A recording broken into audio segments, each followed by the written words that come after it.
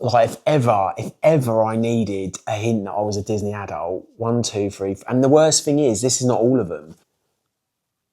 These were like free. That was the other thing about Disney. When you used to check in and book a hotel, a Disney hotel, at check-in, these would be free. These would be free. So these were my keys to the kingdom. So, and as I say, I've run around. These are like proper happy memories on these things. And again, if you don't know what these are, these can get you into your room. You can charge stuff. You can get your photos downloaded on this. I've gone off on a massive tangent. And I just wanted to cover a few other thoughts about Disney. Like, my favourite hotel, I love Pop Century. It's large, it's oversized, it's fun. If you're on a budget, All-Star, like All-Star movies, wins out every time. And obviously you've got sports and music, and I think as they go on the loop, music is first, sports is first, music is first, sports, and then movies.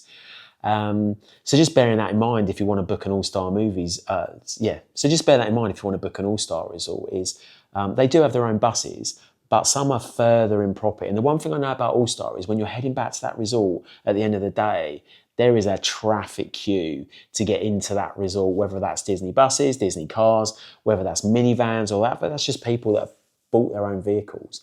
So yeah, my favourite resort I think is Pop Century because I just love the Skyliner. Like, I love the Skyliner. I love the Skyliner. I quite like Riviera.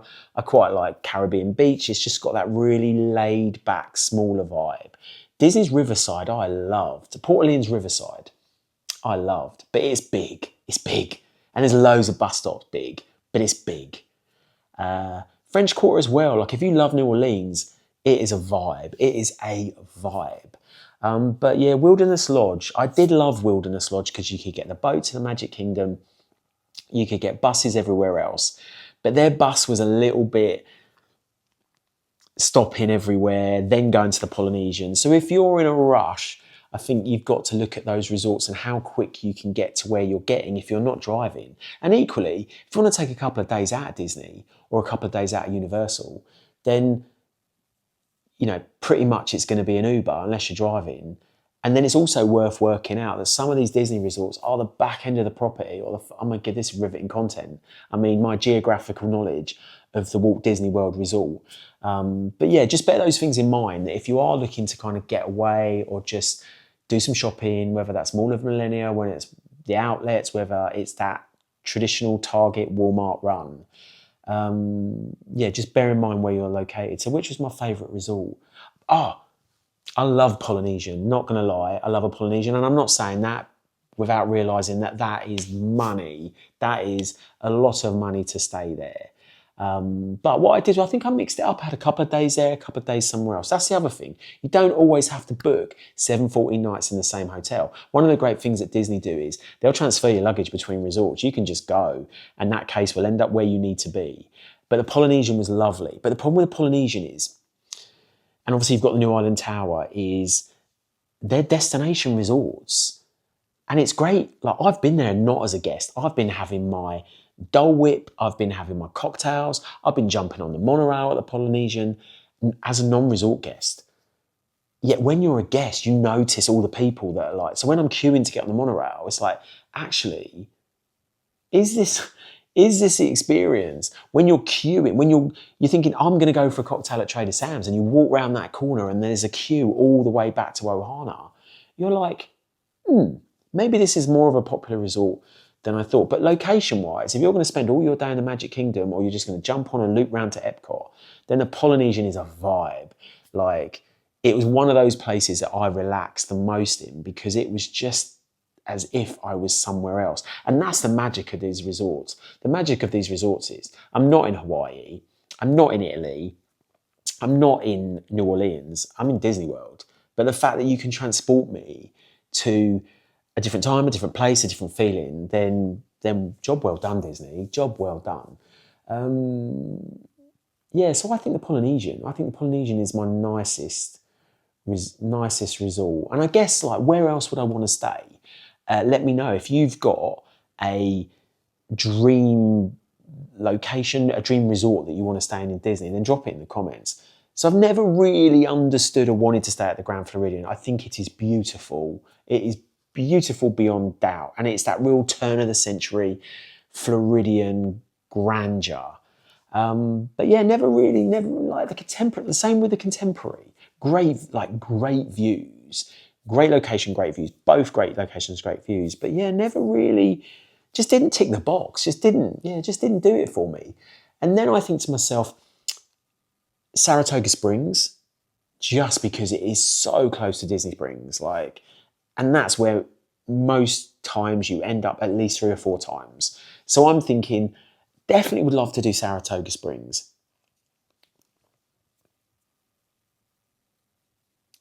Yeah, definitely would love to do Saratoga Springs.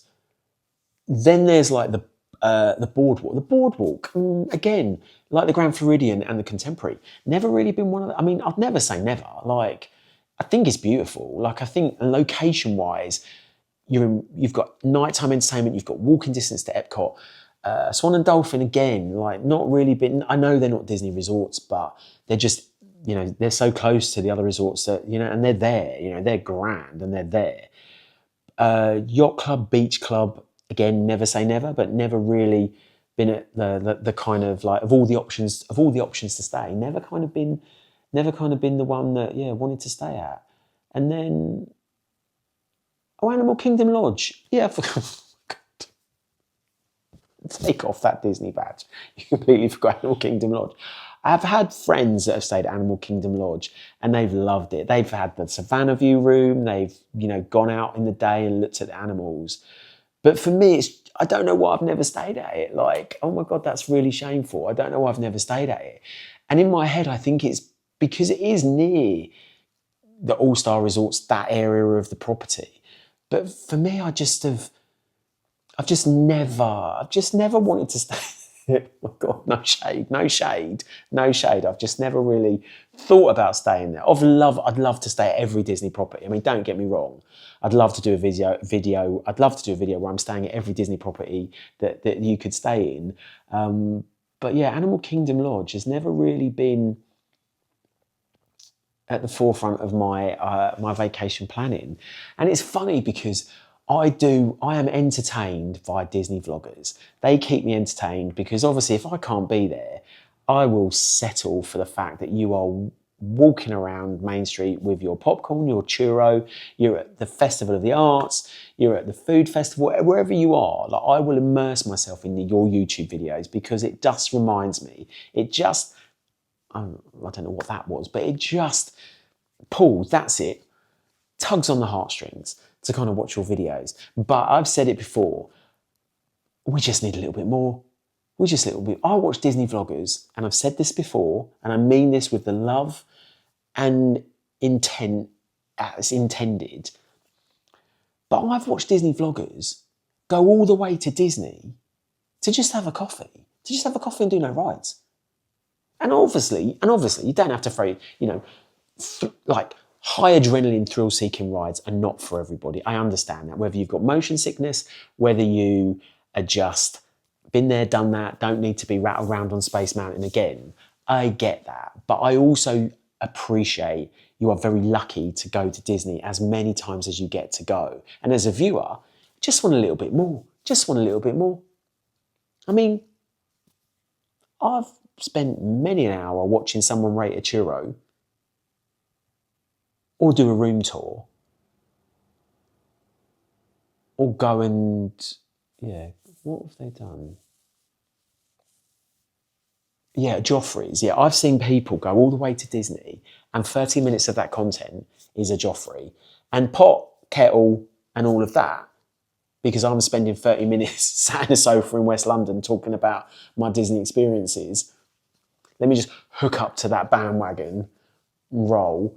But I just, oh my God, I think to myself, if I got to go to Disney 5, 6, 7 times a year, and whether that's my energy, whether that's because I am this overzealous, excitable individual, I would just, and again, I've contradicting myself because I'm telling you, you do need to take a break. I don't want anybody to bust themselves up, running around, showing me everything that needs to be shown, because I've tried to do that and you cannot do it. I've tried, Disney broke me. There was a moment one year that I was in the Christmas shop in the Magic Kingdom and I hit the wall and I had to leave.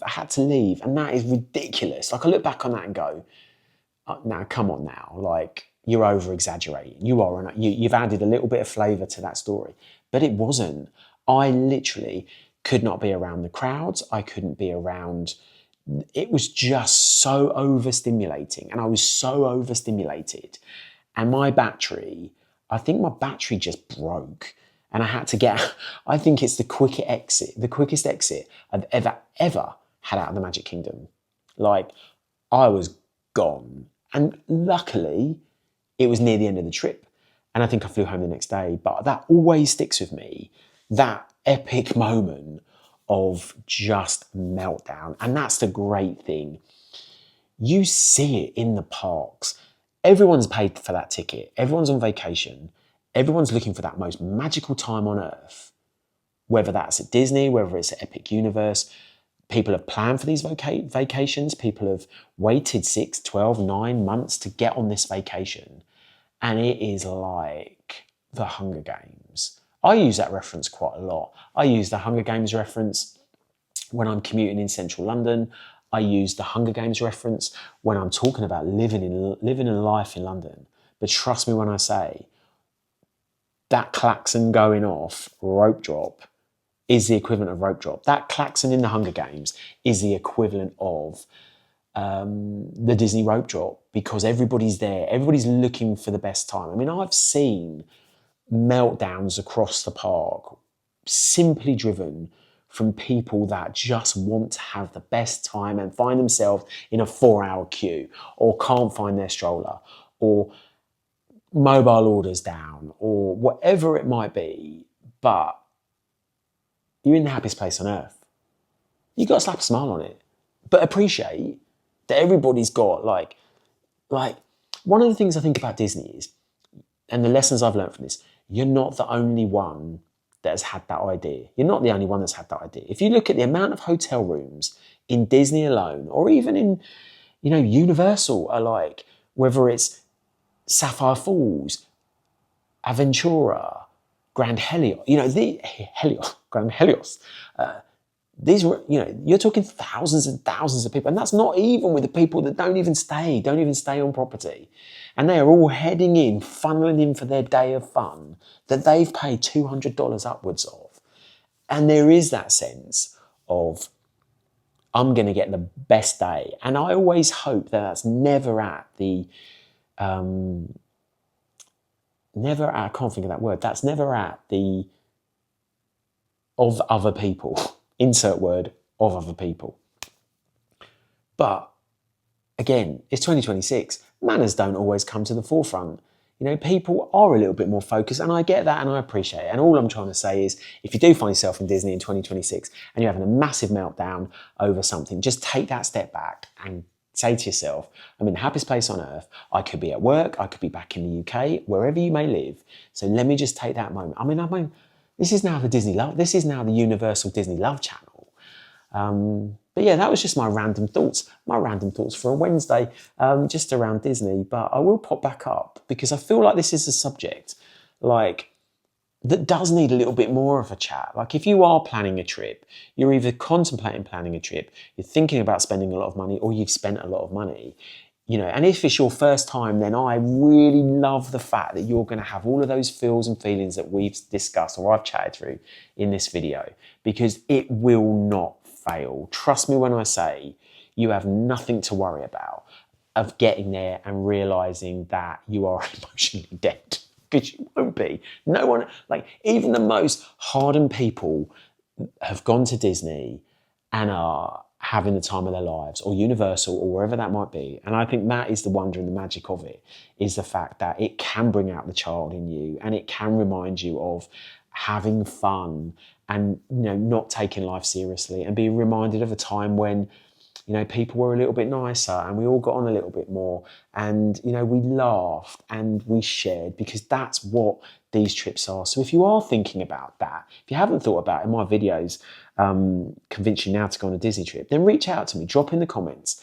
Or let me know. Let me know. If there's anything you want to know about a trip, I am more than happy to spend the time chatting the breeze with you about my experiences. And if my experiences can add in any way, shape, or form a little hint or a little tip or trick to your trip that's going to make your stay in Orlando or your stay in the US a little bit better, then let me know. It got a lot of attention and it made me ask the question, am I a Disney adult? Like, is it even appropriate to call myself a Disney adult? I mean, there's some people that would say, like, what even is a Disney adult based on? Is it based on the number of times you've been to Disney, your love of Disney movies? Is it based on your Disney collection? And I got myself to thinking, now I love a holiday. I think I covered it off before. When I was younger, I just had this spirit and this adventure to just want to travel.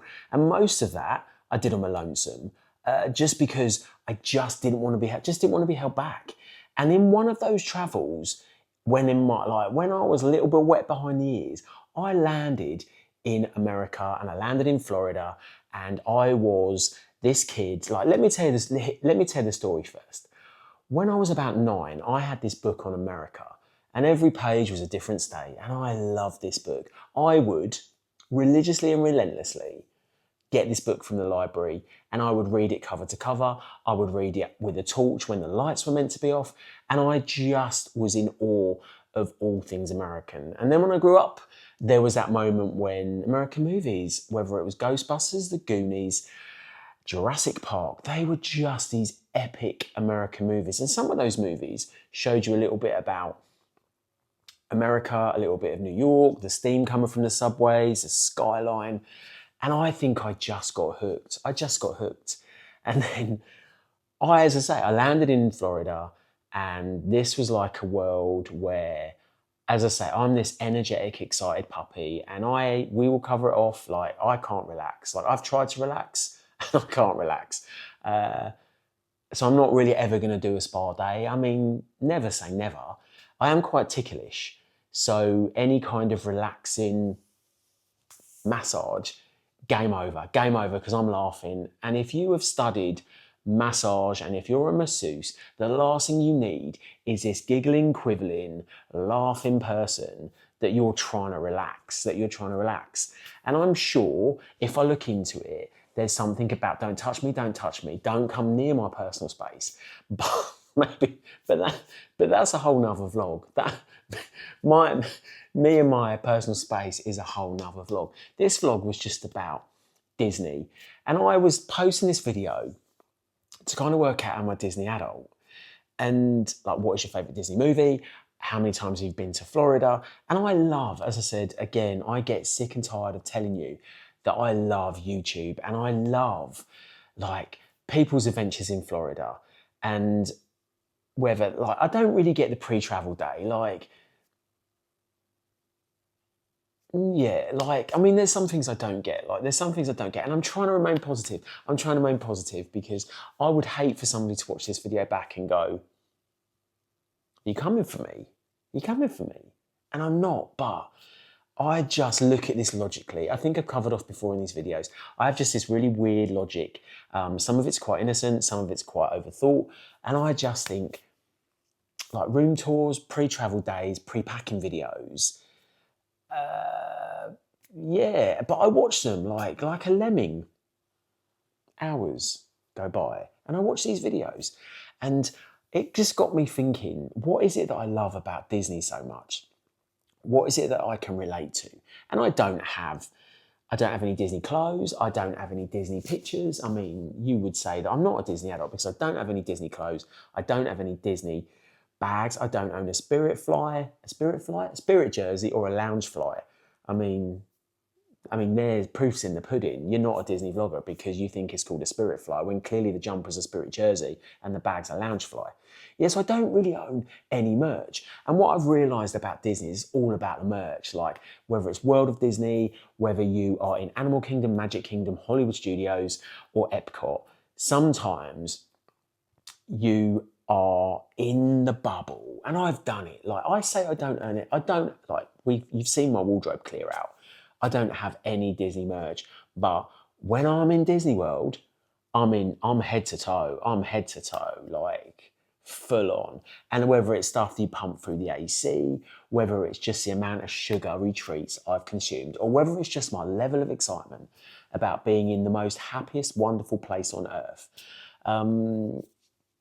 Yeah, I'm a sucker. I'm a sucker for merch. But the problem is with that merch, when I get home, I'm running through my life for West London. If I've got a pair of Mickey ears on and a Mickey jumper, I'm running for my life through West London.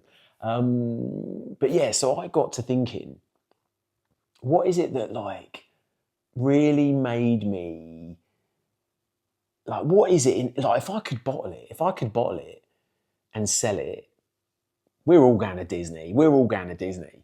But yeah, I just trying to work out what was it. Well, was it because I was younger and there was this real connection? And I'm sure there's multiple vloggers, there's people watching this. If you're watching this and you've been to Disney, you're going to know. You're going to know exactly what I'm talking about. You can't explain it. You can't put it down to magic because, you know, Father Christmas, magic, all of those things. But even as an adult, and I think it truly is, in 2026, when we're all faced with everything we're faced for, when you turn the news on, when you walk through the streets, you are confronted by, like I've covered it before, in London, like we're battle scarred. We are battle scarred. We are eat, sleep, repeat, eat, sleep, repeat. And I think when you get that 7-14 days where you can just immerse yourself into something that is actually quite innocent, also really fun. Like let's not like it's fun. And then I look back at all the travels, vacations, holidays that I've been on, and what is it that this one stands out for? And I honestly do believe it's the fact that we're all indecisive. Like I love a plan, like I love a formula, I love structure. But sometimes on holiday, if you're not a person that's fully beach ready, or you don't really want to relax, or it's too hot, you want to be able to have options. Like this is why I think Disney is so popular. It's because it gives you options. If you want to get up at 6 a.m. and get on a bus and go and have pancakes and go and be immersed in a character breakfast, you can do it. If you want a lazy day by the pool, you can do it. If you want to go to Walmart or Target or Publix just to walk around for a couple of hours looking at the Pop-Tarts and the Oreos and the wonderment that is American grocery stores, you can do it. And I think that's the balance, is at 9 o'clock in the evening on a Sunday, most of us, when we're at home, are looking forward to Monday. I mean, do we ever look forward to Monday? Yeah. So, do we ever look forward to Monday? Yeah, you're winding down. And realistically, are you going to haul yourself out on a Sunday evening to go and do something? The answer is no. And whether it's shopping complexes, whether it's entertainment, whether it's theme parks, you're just given this huge breadth. It's 50 plus square miles of just things for you to be able to do. And then there's resorts. So you've got your own resorts. So if you're lucky enough to stay on property, the resorts themselves are like, and I've been very lucky. I've stayed at All Stars, I've stayed at Pop Century, I've stayed at the Polynesian, I've stayed at Wilderness Lodge. So I've really done budget, mid-budget, bank balance busting. But they have a life of their own. They've got they've got their own personality. You know, whether it's life-size pools, life-size characters, whether it's pina coladas, because I love a pina colada.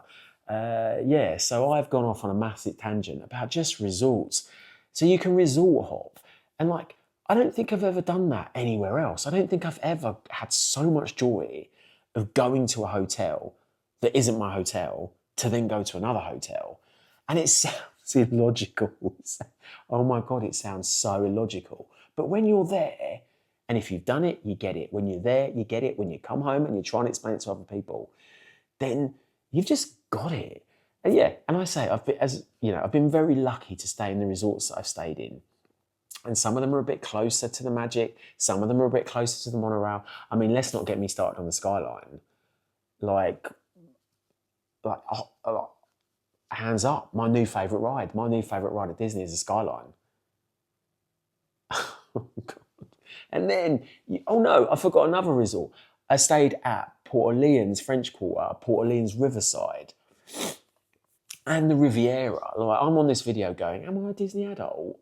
like, I think you've had 10 plus trips. So I think you've not only got your badge of honour, you can have your Disney adult tattoo. But yeah, and I was talking to a friend last night just about that feeling. And there aren't many vacations or trips or travels that I've been on that give you that feeling of just the moment you get off that plane. And let's be honest, we've been in that plane for 9 hours and you get off, you're 5 hours ahead. So, sorry, your London time is 5 hours ahead. Your body clock is just, but there's that excitement of like, I'm gonna bust myself ragged to get off this plane and fully immerse myself. And there's a couple of tips. I mean, I'm jumping ahead. Like, this video is just me jumping ahead. It's just one of these conversational videos where I am just downloading to you all of my thoughts. But then when I was looking back at it and chatting about it, I'm like, even when you get off that video, even when you get off that plane and you have to queue for immigration, you have to go through baggage reclaim, there's a moment, and when you know, you get on that transportation monorail to take you to where you need to go, whether that's your car hire, whether that's your transfer, or you're just going to grab a taxi. You are on that monorail, and it is, when you know, Buddy Dyer, when you know, welcome back, you know. And then you hit the terminal, and then you hit the doors, and it is the smells. And I have laughed and joked about people that say, oh my God, it's the smell. And you watch YouTube vloggers that talk about resort smells, they talk about ride smells, but this stuff is pumped across that nation. And I love it. Whether you are in the terminal, getting that first smell of AC, and I know that sounds the weirdest thing to say, is you're smelling the AC, like, oh my God, it's crazy, you're crazy fool. But I just love it. And whether it's the transfer to your resort, whether it's the billboards that are advertising Galaxy's Edge, Epic Universe, all of those things. I mean, I've gone slightly off the Disney vibe there with Epic Universe, but it's just magical. And I am a grown, sane adult. I'm a grown, sane adult, and I think it's magical. Yeah. But what I would say, and we've all been there, and if you're lucky enough to be going, if you've got a trip planned, if you've got any questions about Florida, how to make the best of it, I've run around Disney World, I've run around Universal Studios, Epic Universe, Islands of Adventure, Premium Outlets Vineland, Premium Outlets International Drive. I've done it all, and I've broke myself. I've broke myself on 3-week trips, and I've broke myself on 5-day trips. So I feel like I have a really, really good knowledge of what to do, where to go, where to stay. And that was the thing. That's the thing with a room tour. Like, I love a room. I don't get a room tour. I don't think I'm ever going to do a room tour. But I get it. If you have laid out your hard-earned cash, you're going to want to know that, is that room big enough for all of us? Is it big enough for me to get back into and just decompress?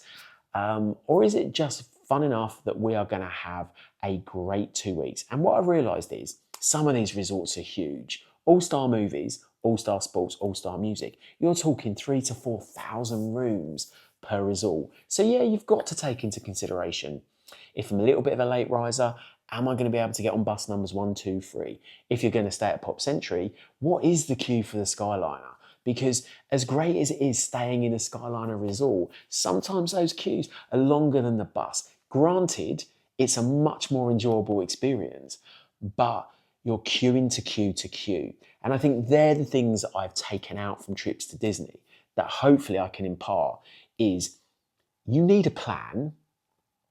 I've had like military style planners to get me through. And then you get to the end of it and you've ticked everything and you're broken. But you did it all. And if that's your goal when you go to Disney, to do it all, you can.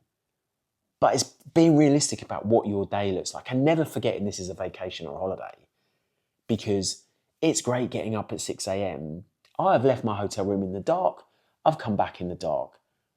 I've eaten a Mickey pancake on the way, a Mickey waffle on the way back. And it's great, but there's that little devil and the little angel. Devil's telling you to do everything. The angel's telling you, hang on a minute, this is a vacation, this is a holiday.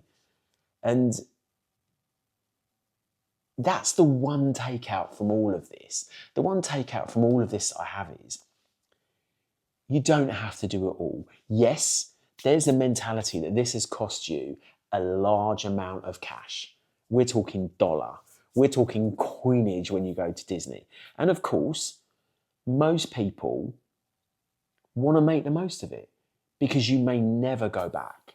If this is your one and only time to go to Florida, I fully understand why you want to do it all. I've been there, done that, got the badge. Don't have the pin, got the badge. And you want to do it all, but you have to not try and do it all. This is the thing. It will break you. It will break you. Whether it breaks you there or when it breaks you when you come back, it's going to break you. So you have to take those moments in the day where you appreciate the AC, you hydrate, you have a pool afternoon, you go shopping for the morning, you go shopping for the evening. But you have to do that thing. And I mean, there's many YouTubers that are the definitive voice of Disney. They're the definitive voice of Florida. I mean, even talking about it has got me so energetic that I cannot even pronounce my words. But yeah, there are more, you can get your guidebooks, you can watch your videos, you can plan your trip from all of the amazing YouTubers and YouTube content that's out there. But you have to, you have to bespoke it, personalize it for yourself. Because I've done it. I've done a late in the morning flight, a 9-hour flight, hit the ground running, and you're in a park. You're in a park. And there were days and years where, that was you're in Florida. Why would you not go to a park? Why would you get off that flight, get to that hotel, and not go to a park? The reason why is because you want days 2, 3, 4, 9, and 17, and 14, whatever it might be, to be just as good. And the problem with coming out the gate 100 miles an hour is you're gonna hit the Disney wall, you're gonna hit the Universal wall, you're gonna hit the Disney wall, you're gonna hit the Florida wall. And take it from somebody that hit that wall and have traveled with people that have hit that wall because you've tried to do everything. So my tips, what are my tips? What are my top tips? My top tips are, and obviously I've done it, I've lived it, I've breathed it, I've watched it, I've learned it, and I've listened to it. But I once saw somewhere, it's like 2-2-2. It's like do 2 attractions, 2 snacks, and 2 experiences. And try and plan your day around that, because I don't know many people that are in the park at Rope Drop, whatever park that might be. That is and you got to get there. And even if you're staying on property or in resort, if you're staying at a Universal Hotel or a Disney Hotel, you still got to get there. You're not walking out your hotel room and you're on a ride. You still got in some way to get to the gate, to get in the queue, to get through. So, there's people that are up at 5 a.m.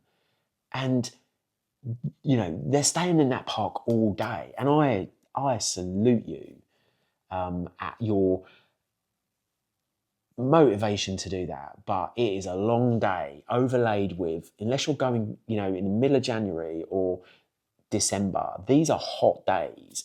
If you are going through school holidays, if you're going at a time, between March and August, it's hot. That's going to drain that energy battery.